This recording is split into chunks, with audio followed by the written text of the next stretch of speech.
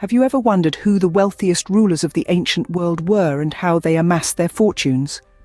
Our journey starts in the cradle of civilization, where the sands of time whisper tales of grandeur and opulence. Here we find the roots of ancient empires and their rulers, men of immense power and wealth. Imagine, if you will, the grandeur of Egypt in the 7th century BC. It is a land of pyramids and sphinxes, of golden sands and the life-giving Nile. At the heart of this civilization we find our earliest known black king, King Taharqa. His reign was one of prosperity and power, and his wealth was beyond measure. King Taharqa was a pharaoh of the 25th dynasty, a dynasty marked by the reign of black kings. His rule extended from Egypt in the north to what is now Sudan in the south. He was a warrior king, known for his military campaigns that expanded his empire and filled his coffers with the spoils of war. But he was also a builder king, investing in grand monuments and temples that still speak of his greatness to this day. His reign was a time of abundance for Egypt. The Nile, that great river that is the lifeblood of Egypt, flowed freely. The fields were fertile, the granaries were full, and the markets were bustling. Gold from Nubia, ivory from the south, spices from the east. These were the treasures that filled the royal treasury. King Taharqa was not just a ruler but a god in the eyes of his people. He was the embodiment of Horus, the falcon god, the protector of the pharaoh and the kingdom. His wealth was not just material but also spiritual, a divine blessing bestowed upon a worthy king. King Taharqa's reign marked the beginning of a long line of prosperous black kings, but he was just the beginning. As we peel back the layers of history, we will uncover more tales of wealth and power, of black kings who ruled ancient empires with wisdom and strength. As we move forward in time, we encounter the rich and powerful kings of West Africa. Their stories are steeped in gold and ivory, their empires spanning vast territories and centuries. Let's journey into the heart of these ancient kingdoms, starting with the Empire of Ghana, an epitome of opulence and power. Its kings were known as the Lords of the Gold, ruling over a prosperous land embellished with the precious yellow metal and ivory. Yet the wealth of Ghana was but a prelude to the riches that were to come. Enter the Empire of Mali, a realm that outshone even the luminous Ghana in its prime. At the helm of this flourishing empire was Mansa Musa, a king whose wealth has become the stuff of legends. Often regarded as the richest person in history, his fortune was so vast, it was almost beyond comprehension. But what truly etched Mansa Musa into the annals of history was his legendary pilgrimage to Mecca. A devout Muslim, he embarked on this sacred journey with a caravan that stretched beyond the horizon, carrying so much gold that its weight threatened to buckle the camel's knees. As he traversed through cities and deserts, he distributed his gold freely, a benevolent rain of wealth that caused massive inflation wherever it fell. Yet the story doesn't end with Mansa Musa. The empire of Songhai rose from the ashes of Mali, its kings wielding power and wealth that rivaled their predecessors. These were the kings of gold and ivory, their reigns echoing through time, their riches fueling the dreams of countless treasure seekers. Mansa Musa's wealth was so vast it was said to be incomprehensible. But he was not the last of the great black kings. Their stories continue to unfold, each chapter more fascinating than the last, a testament to the remarkable tapestry of African history. Venturing further east, we find the Abyssinian Empire, where another wealthy ruler held sway. This was the home of Emperor Menelik II of Ethiopia, a figure of immense wealth and power who ruled during the late 19th and early 20th centuries. Menelik II was not a ruler who rested on his laurels. His reign was marked by a fervent desire to modernize Ethiopia, and he relentlessly pursued this goal. He initiated a series of reforms that would transform the nation, introducing modern technology like the telephone and the railway. He also established the first modern school in Ethiopia and restructured the legal system, laying the foundation for a more progressive society. But how did Menelik II amass his wealth? His empire was rich in resources, and he capitalized on this abundance. Ethiopia was, and still is, known for its gold, coffee, and ivory.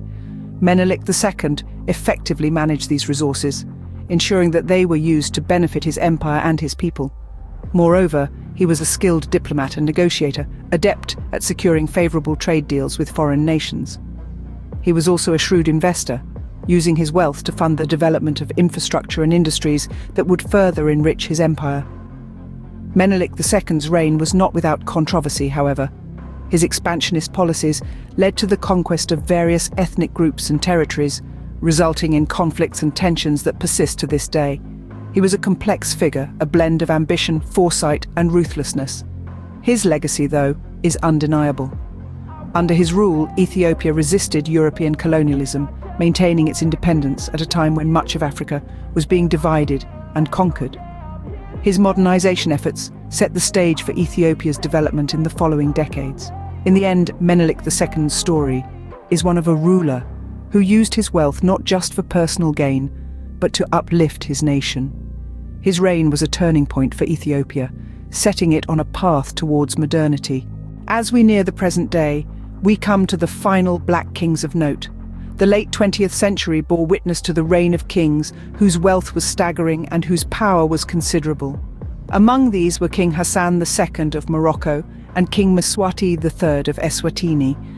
King Hassan II, who ascended the throne in 1961, is remembered as a ruler of immense wealth.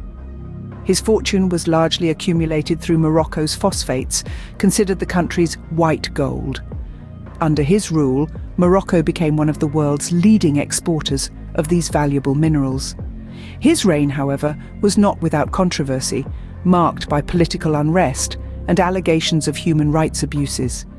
Yet, despite these challenges, King Hassan II maintained his wealth and power until his death in 1999.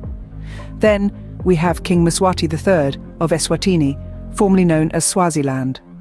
Ascending the throne in 1986, at the tender age of 18, he is the last absolute monarch in Africa. His wealth, estimated to be in excess of $200 million, is said to come from investments and ownership stakes in a variety of businesses, both in Eswatini and abroad. His reign, similar to that of Hassan II, has been marred by controversy, with allegations of extravagant spending and human rights abuses. These two kings, though their reigns were fraught with challenges, were able to amass fortunes that rival those of their ancient counterparts. The sources of their wealth, though different, were both rooted in the natural resources and industries of their respective nations. Their reigns serve as a testament to the enduring power of monarchy, even in the face of modern political and economic challenges. These kings, though not as historically distant as the others, still wielded considerable wealth and power. As we reflect on these kings and their wealth, what can we learn? We can see that wealth, in all its glittering allure, was more than material possession for these kings. It was a symbol of power, a testament of their reign. From the gold-studded palaces of old Mali to the ivory towers of Ethiopia, these kings demonstrated their might not merely through their wealth, but also how they wielded it.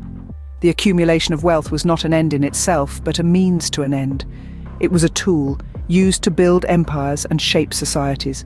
The gold of Mansa Musa was not hoarded in treasuries.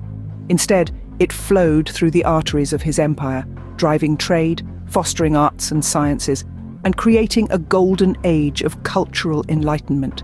The power they held was immense, yet it was not unchallenged. They faced threats, both from within their realms and beyond.